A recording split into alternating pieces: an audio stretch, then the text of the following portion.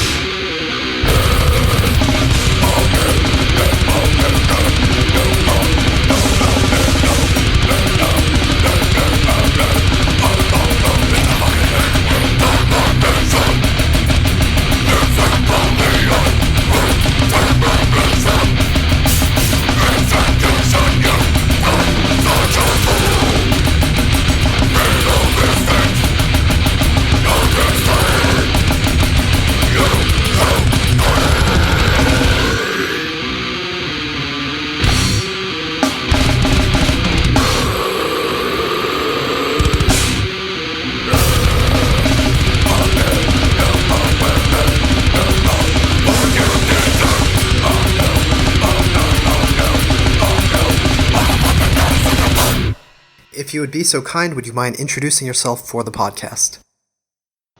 Hey, this is Paul Ryan from Origin, guitar player and sometimes vocals. And occasionally drumming as well, right? Well, that. I am officially retired from that. That was a one-time deal. I still enjoy playing drums, but that will never happen again. At least in the way it was done, or anything for Origin. Let's put it that way. That wasn't even Origin. That was pre-Origin stuff. So let's jump right into it. It was announced a little while back that the first 4 Origin albums will be released on vinyl at the end of October. How did that come about? Well, basically, Agonia reached out to me, which is the label we've been working with since Omnipresent and Unparalleled Universe. They reached out to me after Omnipresent was recorded and said, hey, we noticed that the Origin self-titled album has never been put on vinyl.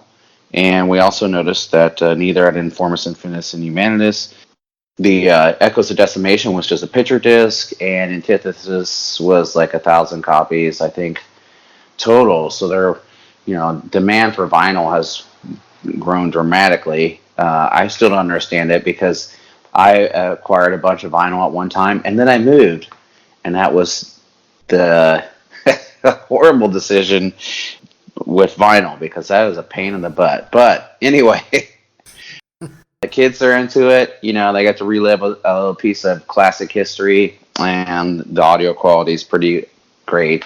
And it's a different way of listening to music. You put on the album, you gotta flip it over. Everything's so phone formatted now, so it takes you away from your phone for a minute. And so that was the basis of it. And they asked me if I had anything else, or they asked me what was going on with Coming Into Existence, that they would like to print that, and if I had any extra bonus material. And so that formatted into the first part of the Origin series, the Abiogenesis, the Coming Into Existence release. earlier this year. Let's focus on the vinyl reissues for a little bit. Are they being remastered for the vinyl editions? I believe that there's something going on with that. I am not exactly sure what the deal is. I think you have to do something with vinyl remastering, don't you? I think that when we send in an album, that you do a CD and a vinyl master. I am not 100% sure of what's going on exactly with that. So, I mean, Agoni had to go through Relapse and buy them out. I don't know. That's stuff that I just play guitar and write music. I'm sure Relapse. I don't know what the deal is with them, but they didn't. I don't know why. I guess they thought they'd make more money by selling it outright to someone else than doing it themselves. I don't know the reasoning of that. So that's things I don't know, and I'm sorry. I apologize about that. No worries. How did you end up getting involved with Agonia? Because this is, I believe, the third or fourth release that you're doing with them. Basically, our extreme management group. Well, make a long story short, Nuclear Blast, at least in Europe, was going to a different format and style of music. I don't know whatever happened to it, because now it seems like they signed up all the classic bands, like Slayer and Death Angel and Testament, and so everything comes in circles, I guess. So I think they were going for more of the classic sounds or something. I thought it was even more like classic, not even like the thrash bands, but so basically our label presented Agonia Records, who our label is, our management is Extreme Management Group, who, Suffocation was the first major death metal act, and I think we were the second to sign on with EMG. We did the Entity release through Nuclear Blast worldwide, and then we ended up splitting it with Nuclear Blast in North America, and then Agonia released it in Europe, and for Omnipresent. And it's just been a working relationship that's went rather well, and we did an album, or we did the next album on Parallel Universe, and I didn't feel like the coming into existence abiogenesis. I mean, it's still like a prequel and a demo EP, I guess you could say, combined into one. I didn't feel like that felt right being on Nuclear Blast, so it made it so that if you want to obtain it, you'd have to buy it from us live, really, on tour, or order it through from Europe, which is extremely expensive. So I gave a little demand to come out and see us old guys play some death metal. We should mention that Agonia is based in Poland. Yes, Agonia is based in Poland. Yeah, sorry. They have some really great acts. I don't know if I would necessarily have seen Origin on the label a few years back, but they really do seem to be into that more European style of death metal. Oh yeah, I would. I mean, here's the thing. I mean, I was familiar with the act because Origin's been performed in Europe on like 20 European tours, and it's broadened the scale of what I've paid attention to and what's active, and just it's one of those things where I was a little questionable, but I also noticed that they put out a high quality product, and everything looked really nice, and the quality of the product was really nice. And if you notice now, they're kind of broadening to more of the, I guess, death metal, or a lot of the brutal death metal bands are following suit and signing on to Agonia.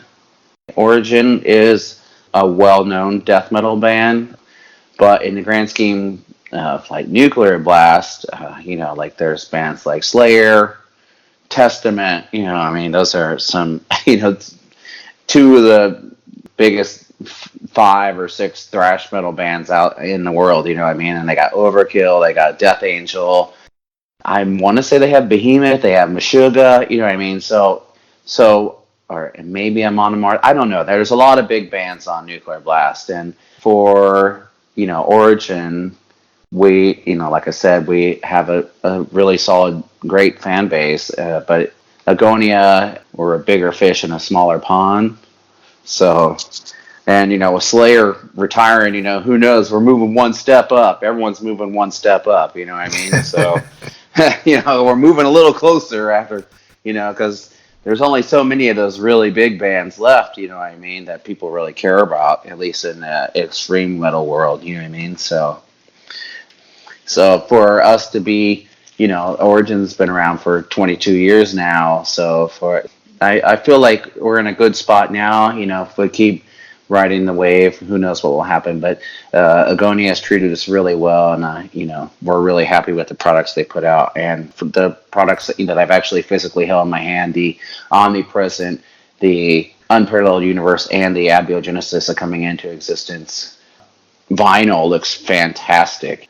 They really put a quality product out there, which is important nowadays because anyone, you just go on your phone and just listen to music, but unless you pay for something, you're going to get an ad or three in between every two songs.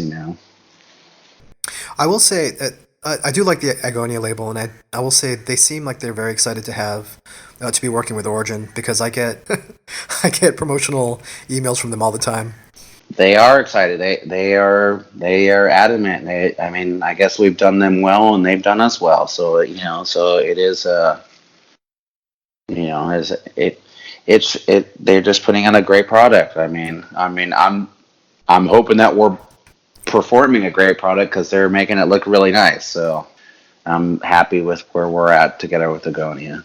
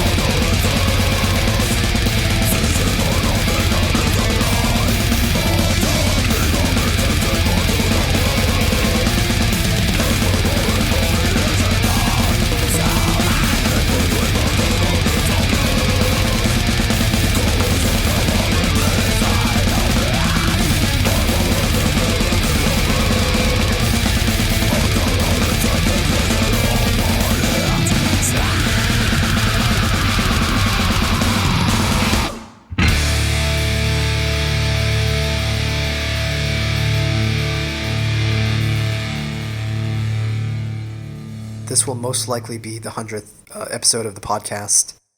And to commemorate that, I'd like to talk about an album that I've been saying is the most important death metal album of the last 10 years, which is Antithesis. Well, we're at 11 years now, but 11 years. Sure. Yeah. The most important album since the end of the 2000s. How about that? Okay. Well, congratulations on the 100th episode, and thank you very much for your kind words. Tell me about the writing of Antithesis, because this was the last album to be released with two guitarists, right? Yes. So, in 2005, actually 2002, Jeremy Turner had left the band, and Clinton Applehands returned to the band playing guitar, and we did a couple years with a different drummer, and with the original drummer, the second drummer of Unmerciful, James King and Clinton, and they wanted to focus on Unmerciful after like the tour cycle of 2005, and so I contacted John Longstreth, and we started talking again about reforming Origin, and then Jeremy Turner, we talked as well, and we were all over the place. John lived in New York, I lived in California. Mike Flores lives in Kansas, and so did Jeremy Turner. James Lee lived in Minnesota, and so we started touring together as a four-piece with John Longstreth, James Lee, Mike Flores, and me. So after 2005, we never played a show as a five-piece, and still haven't. So it started out 2006. We did some touring in 2007. Went to Europe, and after 2000, that European tour, we started writing. And Jeremy had been communicating with Mike, and like they would just get together and jam for fun. And so they actually started creating material together. And I was like, well, what do you think if we started to make a new Origin album? And Jeremy wasn't sure if he could commit to touring, but he was interested in writing the album and helping contribute. So let me think here. So I wrote Aftermath, Wrath of Vishnu, Finite, The Beyond Within, and Antithesis. And Mike Flores and Jeremy Turner wrote the other songs, and John created the instrumental Void, which I like in the album. Just gives you a breather, you know what I mean? Like, from the assault of brutality, from all the notes and everything. But anyway, we weren't totally, this is pre-Pro Tools, or at least in demos. In the past, I was writing out tab and sending, well, at one point it was tapes, but I moved on to CD, MP3s, and sending them off. But at this point, I think Skype had started. So I would Skype with the guys and we discussed some ideas. I could be wrong, but it was it's not the Skype or FaceTime you know today, you know what I mean? So it was difficult. So I sent tabs and I spent some time, getting together, but we didn't have much time. I want to say it was under 2 weeks of rehearsal, maybe 10, 11 days, and then we went in the studio. And I mean, songs weren't even completely finished at this point. This is when we're kind of learning how to do what we kind of do today. Is like we go in, I have a basic idea of the song, we go in and we track the drums, and so then there's guitar scratch tracks, and the drums are after 4 days of tracking, and we were tracking from 6 p.m. to 6 a.m. every day for like 10, 12 days. And so like we would go in and for 4 days track the drums, and we got all the songs done on drums. And then the singer, as soon as we got a song done on drums, we would hand him like what they call the scratch track, which is just the guitar track that I was playing along to with the drums, not the finished copy, and hand the song, here's song one. And then James would go into the back room and write down the words and write out a song. He'd sit there and then we're like, here's song two.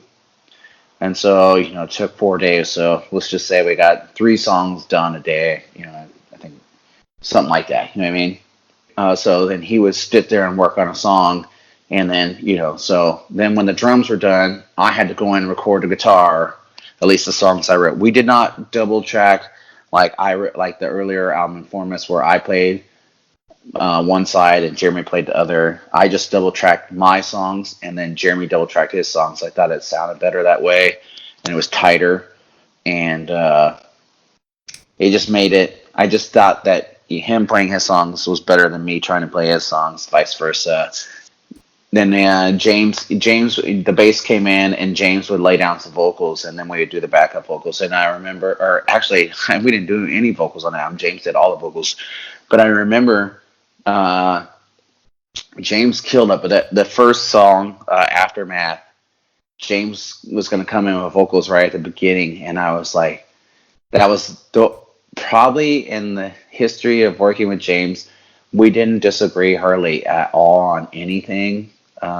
We are usually spot on. We had this symbiosis kind of understanding how the song was. I was like, oh, James, no, we have to let the first part come out with no vocals, which hadn't been done at that point. Once the music kicked in of Origin, the vocals came in first. So he's like, oh, okay. And I was like, this is. So he listened to what I said, and then he goes, I totally agree. I understand what you're saying now.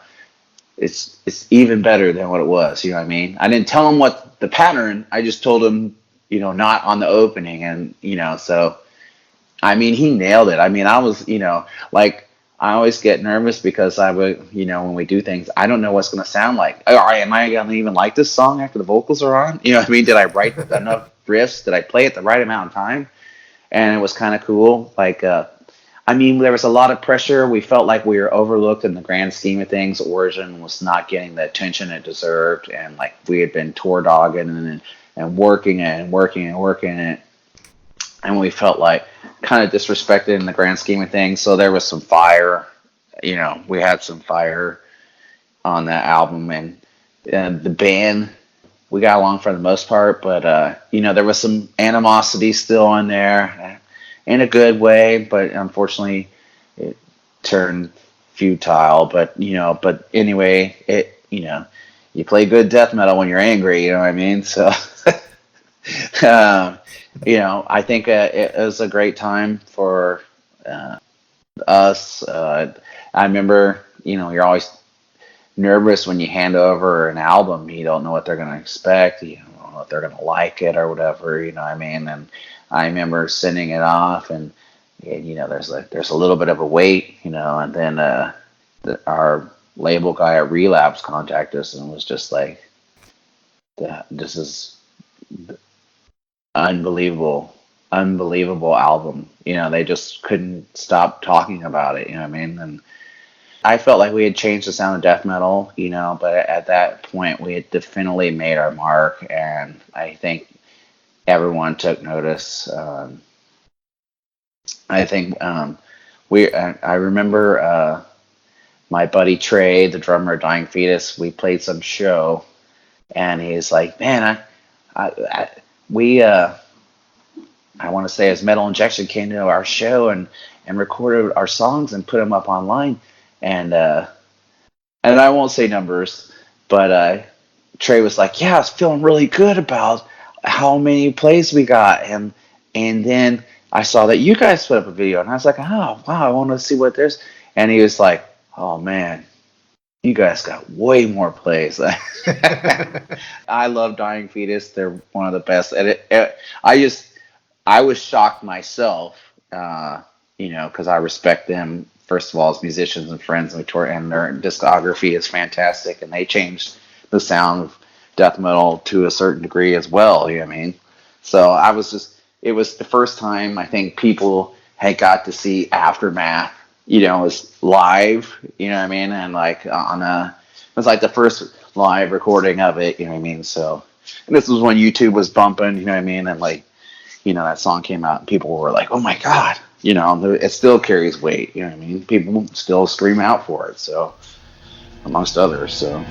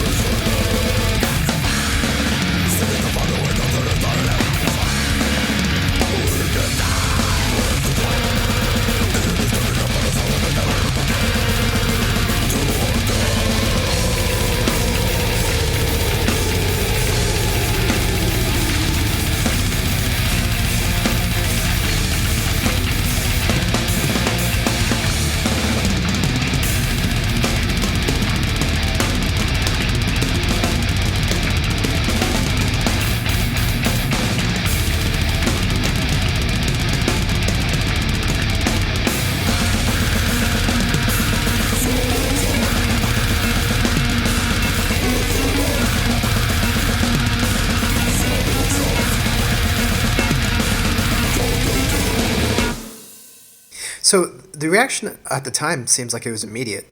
Your label seemed pretty excited about it, and I remember seeing you on a tour. You played a bar in New York. It was called something like Rockstar Bar or Rebel Bar or something like that. Do you Rebel. remember this? Rebel? Yeah.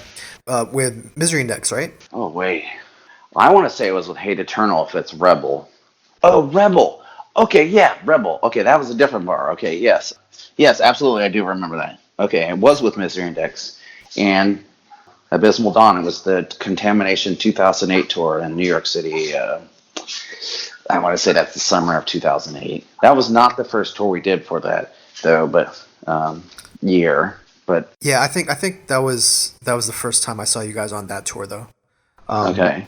Because that was the first time I saw you guys after you released Antithesis, and there seems like there was a lot of excitement for you guys and for the album. And I agree with you. I think Origin was a band that was unjustly overlooked for a long time, and it seemed like people finally caught up with you on Antithesis. I didn't know I, if it was us watering down or if the fans started to understand death metal or the modern day death metal. You know what I mean? I was a little worried. You know what I mean? What are we doing? We're selling out, or is people starting to understand death metal? You know what I mean? Which I think, I mean, Antithesis, I think, is probably our flashiest album, or maybe yeah, Echoes. I don't know. It's one of the, I don't know. We'll just say Antithesis for sake of we're talking about that now, but That's probably my flashiest album. Like, ooh, look at this little part, or whatever, on the guitar. I mean, I try to still bring that, but I don't know. I just try.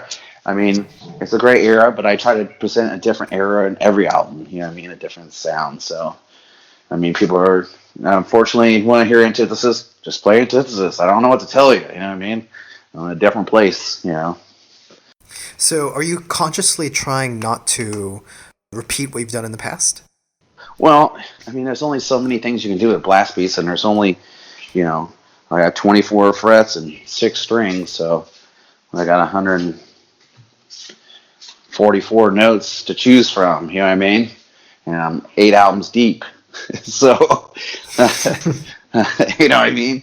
I try to come up with something creative and new, but I also don't want to, you know, yeah, you know, I, some bands. I don't know if they need to put out albums anymore, And there's some bands that do, you know what I mean? So I Yeah. won't name any names, but you understand that, you know what I mean? Like, oh God, here's these guys. Yeah, like I remember seeing Motorhead in an interview in the '90s. It's like, if you don't like it, we're gonna put out another one. If we don't like that one, we'll put out another one, and we're just gonna keep sticking it down your throat until you like it. You know what I mean? I don't know if that mentality works the same way as, am I trying to write a new Origin album? Yes. Am I trying to discover? The scene is so weird now. I don't even know what is appealing. Oh, OSDM is hot and tech death isn't, or thrash is in. I don't know what the new flavor is. I mean, I just don't know.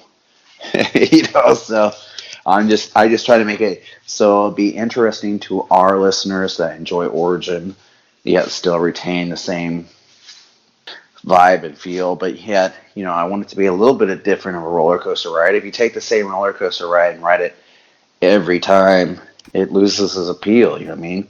I like to create a different plot. Some different dynamics, which I never thought I would enjoy even doing. But it's like the montage part in a movie. If you come out guns a blazing, and it's just 2 hours of. And Saving Private Ryan was just the first battle scene, and that was it for 3 hours. It would lose its appeal. You got to write these different musical dynamics and compositions to intrigue the listener to continue listening to your band and to make an album have difference and variance. So some bands can get away with making an album that sounds very similar to the next album. And I'm sure to some people, all Origin sounds like garbage anyway. So, it doesn't matter what I try to do. They're going to, I write a slow song. They're like, these guys can only play fast. I write a slow song. This is the most terrible shit I've ever heard. But sometimes, like I've had people come up to me and say, I never got into your band before, but there's this song that that I heard, blah blah blah, and it was different than the others, and then it intrigued me to listen to more of your band. You know what I mean? So, and I tell some people, only listen to one song. Don't, if you're not into this style of music, just don't. One song's enough. You know what I mean? So, I don't know. I'm just trying to keep myself. I want to please our fans, but, I was playing death metal before anyone listened, and I'm sure I'll be playing death metal, and no one's going to be listening to my band or my stuff anyways at some point in my life. So I try to make it enjoyable because I'm a fan of death metal for myself and enjoyable for the fans at Origin. I, obviously don't want to spurn our loyal fan base. You know what I mean? It's not like I'm going to start writing pop tunes. So, so I just want to create a different presentation for people. Yeah, absolutely. Based on the fact that there were some lineup changes and also Origin seemed to go in a more, I would describe experimental direction. I don't know if you agree with that characterization. But it seemed like Antithesis was the end of a particular era for you. And maybe you had taken the style that you started with as far as it could go. I mean, yeah, I don't. Here's the thing. I mean, I feel like it was a great representation of the band and the guys playing in the band at the time. And I was fortunate enough that I had Jeremy Turner and Mike Flores at contributing to the writing of the album. And I feel like that created a different dynamic in the album. And at the time, that style of metal, it really was the dominant thing. Thrash. Nobody was talking about thrash. You know what I mean? Not in the circles that I knew of. I mean, somewhat, but not like. I felt like death metal saved metal from the late '90s through the 2000s, because no one was talking about any bands. Only the death metal bands were out there touring, that I saw. You know what I mean? Except for maybe the biggest bands, but not like touring like Origin was. We were out there all the time. I'd be like looking at big bands like, man, they never go out. You know what I mean? So I don't know. Like I said, there was a lot of fire in the band, and like a little animosity, like I said, that created that spurn. You know what I mean? So it's hard to rekindle some of those things. Who knows? I don't even know what direction the next Origin album will come to. That's my battle of where to go, and that's what's been my battle with every album. But I'm just contemplating on what direction, what the future holds, what will intrigue the fans and myself. You know what I mean? 'Cause I still feel like we've never gone on. We've done some pretty big tours, but we've never toured with like. We just did a tour with Deicide, and that was great. You know what I mean? And we toured with Suffocation, but we toured with Morbid Angel, but we never toured with like a Meshuggah or Behemoth or Cannibal Corpse. We never even played a show with Cannibal Corpse. So I still feel like when we have this discography and underground kind of roots, and like, that we're still exploring new territories. And some people, it's like, oh God, Origin again, but some people, still don't even know who we are. I see kids wearing metal shirts, and I'm like, oh yeah, that band opened up for me. And they don't, you know what I mean? It's like the kids don't even know who Origin is, So it's like, I hate to say it, metalcore, we got kind of pushed in with that, and like, if it wasn't for metalcore, that's what, it went from beer bellies and receding hairlines to like new kids with a lot of tattoos, listening to this stuff. You saw the change. Even we do Summer Slaughter, and those metalcore type tours do well, like Carnifex and stuff like that. We're not afraid to tour with anybody. We played with it. We'll play with anybody. I've played, all kinds of different stuff. So I feel like we have enough of discography and our own style and enough grit and grind. We can go against any grind band, gore grind band, death metal band, metalcore band. I don't care. Put us on a stage, give us 45 minutes, and if you still don't like us, then we're definitely not the band for you, but we're going to bring it anyway. So I just got to find the right style. Like I said, like you said, and everyone sounds like Entomb now, or more, it's like, Entomb doesn't even sound like Entomb, but there's 50 bands that sound like the era of Entomb that's heralded. You know what I mean? It's like the craziest thing. The band that everyone wants to copy doesn't even sound. I don't want to be that far ever removed from Entomb or Entomb AD, whatever I don't want it to be that far removed where it doesn't sound like Origin. You know what I mean? I want it to still retain. I want it to have some variants, but I don't want it to go that far, if that makes sense. So that's where I'm at with that. Who knows? Maybe I'll throw in a clandestine part somewhere. The true Entomb fans will figure it out. The kids don't even know that these new bands sound like old bands anyway. So who knows?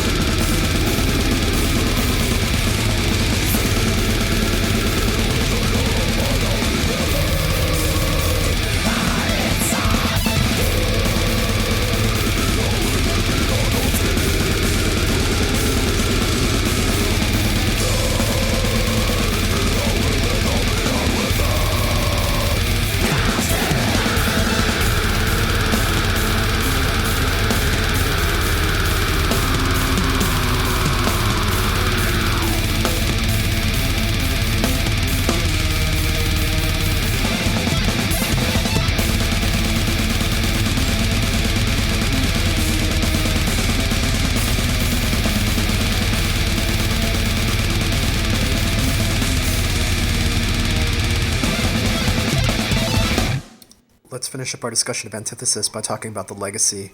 It regularly features on top death metal albums of all time. I think Decibel had it on its 100 best death metal albums, and it seems like more and more I find bands that are very much influenced by Origin and almost only Origin. How do you look back on the album? How do you feel about it now? I don't listen to it that much in that aspect of it.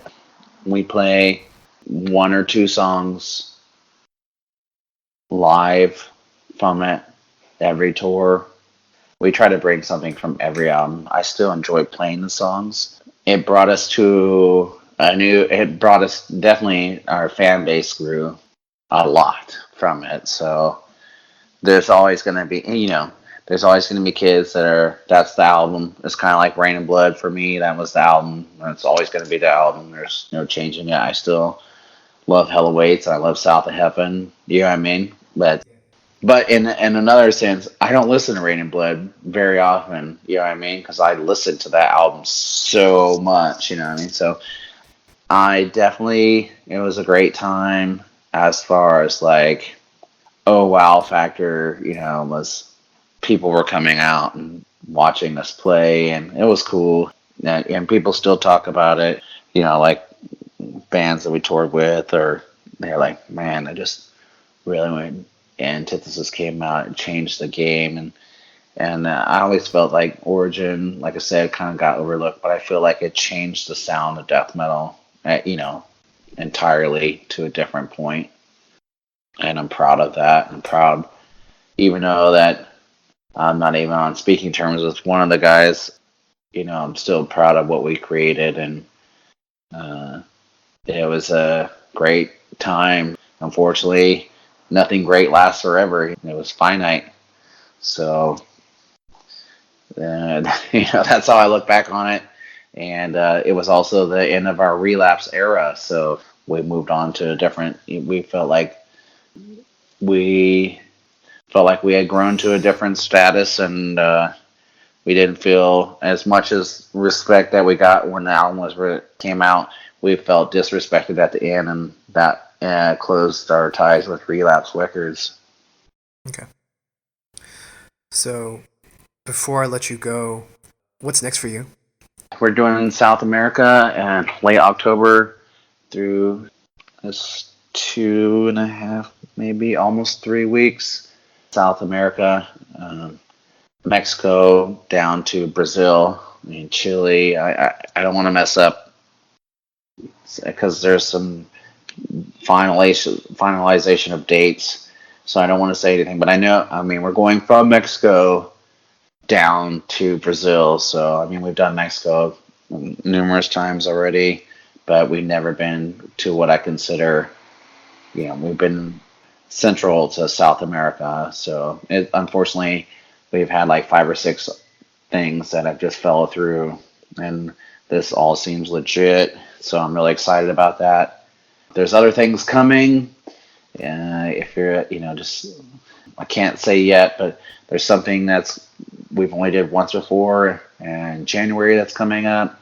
OriginOfficial.com, the Origin band on Instagram. It's probably the most. Our singer's got postitis. He's like great at he's got to post something. You know what I mean? So,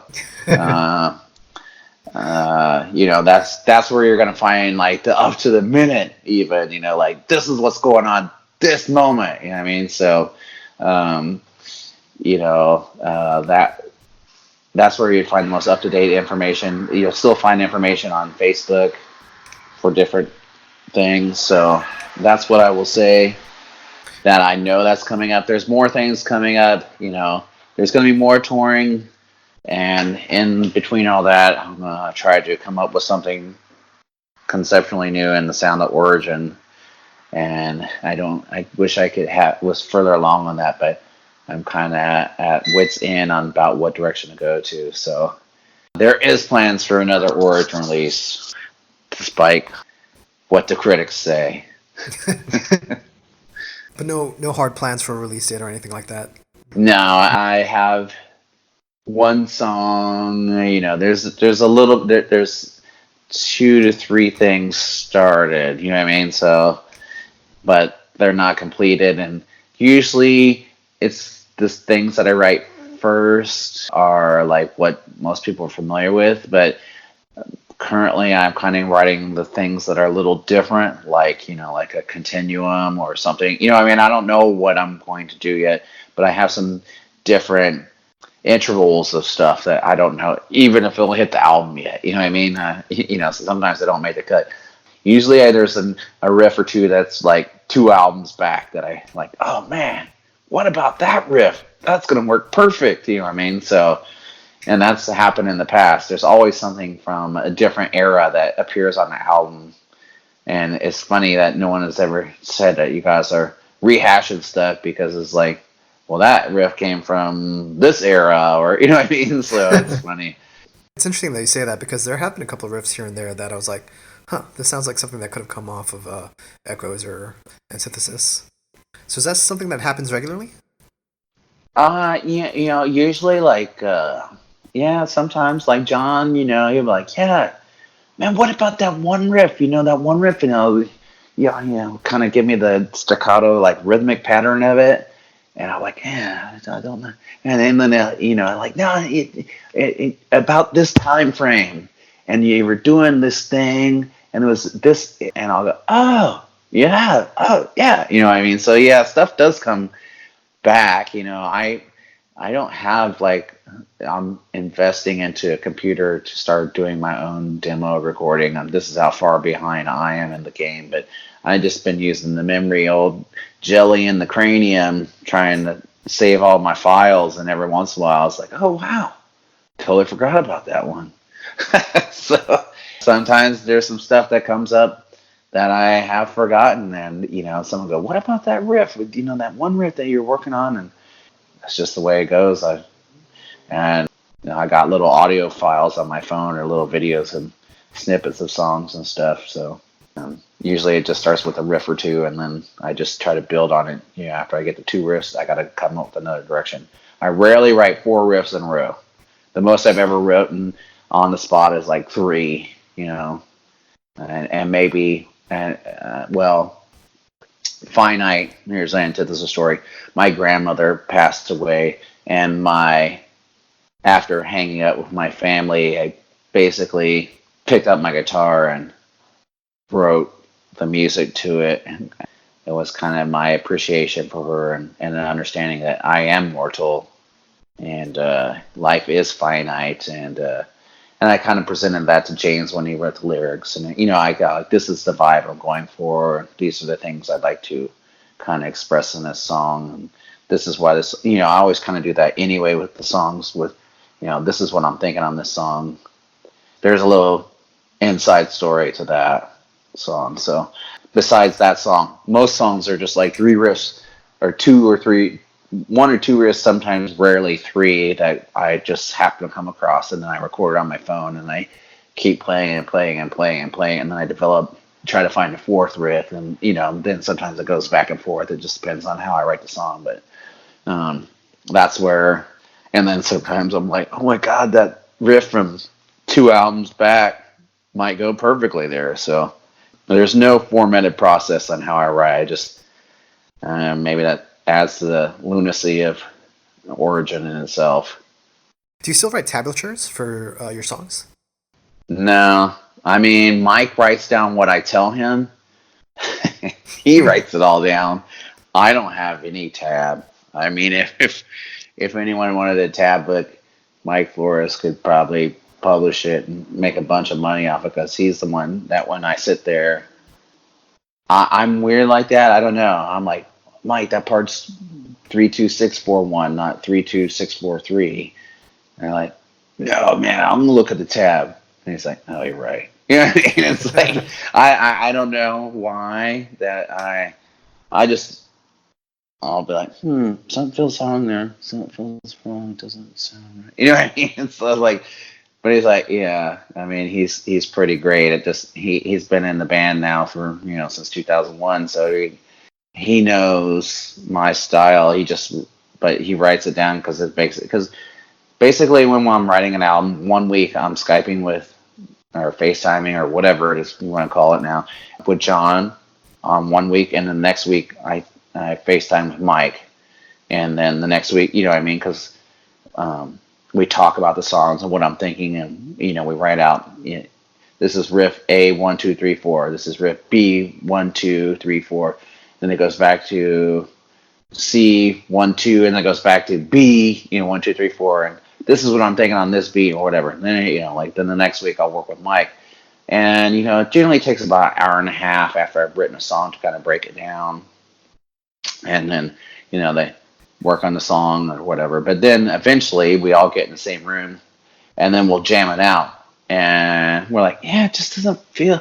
It needs to do so. It feels good sometimes on a computer, or like I've gotten to the point where I would go do demos on to a click track at a buddy's and send it off, and then we're like, yeah, that sounds good. It sounds good. And then we get in the jam room and jam it out, and it's like, doesn't feel right. Doesn't feel developed enough. We need to do something again. And that's where the guys really help me develop the songs to make it sound like Origin. And maybe they're not writing the material, but they help me develop it to make it sound like Origin. You know what I mean? And then that's what's great about jamming with these guys, because they know Origin, because they've been a part of it so long. It's in their bloodline as well. You know what I mean? And they know, Mike knows how my fingers kind of move most of the time. You know what I mean? And we just have to discuss little things. So, and Jason, even being the new hope, the young blood, he's got a different approach lyrically and vocal pattern wise, but I think that helps create Origin, different sounds and different styles. And on Omnipresent and Unparalleled Universe, I did the first song. I wrote the lyrics and the vocal patterns just to try to give it the Origin-esque feel, so it retains that first. When you push play, you kind of get what you know what you're getting. You know what I mean? And then I try to scramble your brain and throw different roller coaster rides throughout the album. But I want it generally. I mean, who knows? Maybe I scare everyone and come out with a slow song at the beginning. I don't know what I'm gonna do. But I just don't want. I feel like if I did that, people would just be like, I'm not even gonna listen to the rest. You know what I mean? I don't want to pull a Metallica Black album on people, and then I couldn't even get through the first song. I just chucked it out the window. You know what I mean? So I don't want it to be like that. So I don't know what I'm going to do. But I got to, how, again, there's 144 different notes to choose from and endless combinations. And how do I make it sound like Origin, but yet still something that I haven't done before? You know what I mean? So the challenge is, I guess, being accepted by my brain that I have to write another album.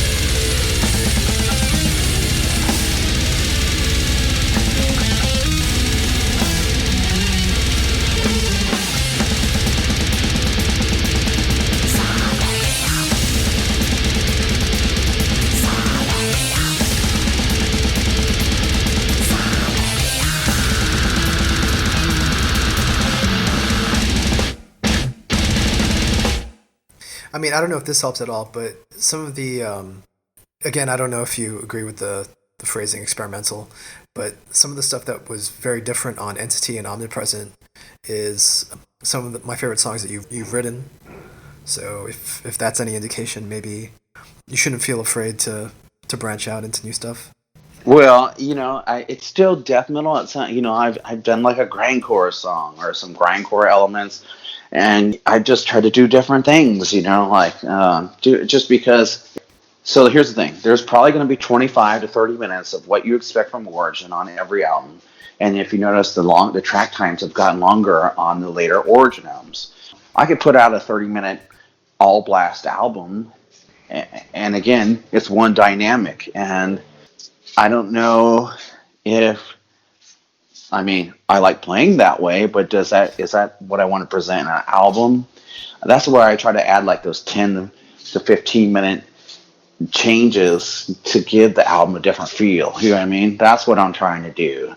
I'm always going to have that 25 to 30 minutes of just Origin intensity and ferocity and viciousness, but I feel like I've added this grind element, and I feel that abiogenesis and even coming into existence.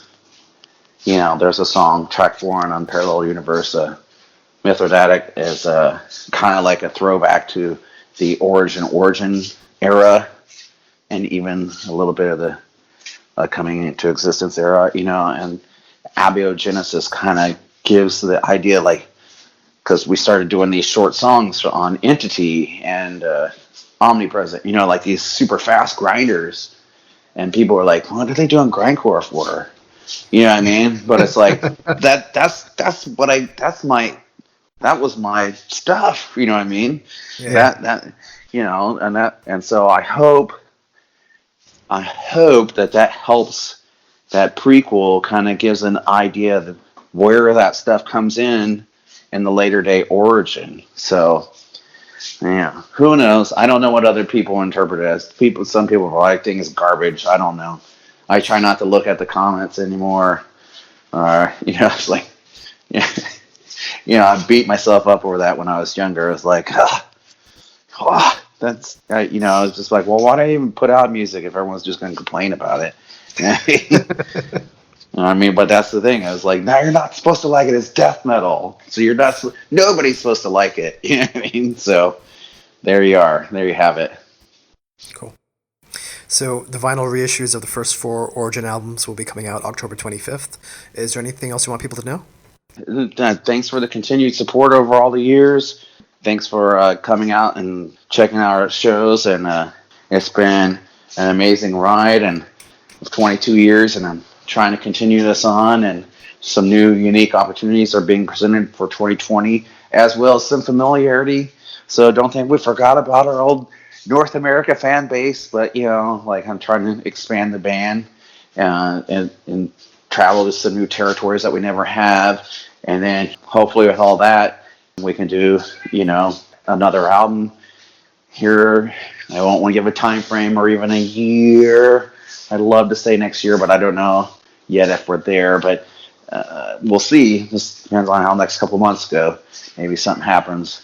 Maybe I get a breakthrough that I've been looking for. But with new territories means that the band is still growing, and touring kind of breathes life into the band and new territories. And then once we've never really just played a new territory once. After we play there once, they want us to come back. You know what I mean? So that's what we're hoping with some of these new things, and that way we can present Origin on a bigger level and keep growing the band and the name and the brand, or whatever you want to call it. So, and to the fans out there of extreme music. So unfortunately, I'm right in the middle of things coming up that I can't announce yet. So I just can't at this point say what I have to say, but I want to. But unfortunately, it's one of those behind the things scenes that I've done too many times. If you say something that doesn't happen, then you look like an asshole. Excuse my profanity there. In terms of new territories, I should say that you played my neck of the woods a few years back. You played Singapore. Any plans to come back to Southeast Asia? There is talk about that next year. There is. definitive talks for 2020. We're very close to. There's 2 tours that are happening, but I will say that there's definite plans. It's just trying to make it all line up. I don't know what that's behind the scenes stuff that I don't know what's going on with, but there is talk of Asia again, and not just Japan, like more of Asia than maybe even last time. So I had a great time in Singapore. You know what I was talking about that the other day? The fans just, I don't think, I know we're playing brutal death metal, but I tell you, all I saw was a bunch of big smiles and people having. It just seemed like the people there had not been able to let loose, cut the rug death metal style. They were stage diving and crowd surfing and mosh pits, and everyone was having a good time. As soon as somebody fell down, they were picking them up.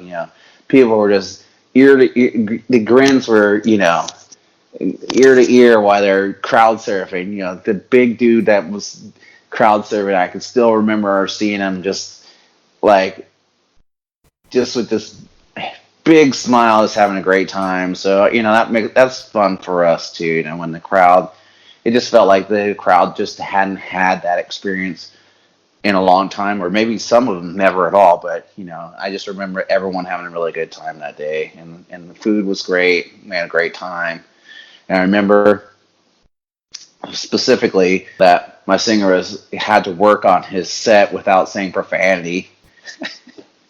And he's like, this next fucking, sorry, this next song, so, and it's funny, he spits and he uses profanity quite proficiently, so it's pretty funny. He's like, oh man, this is a challenge.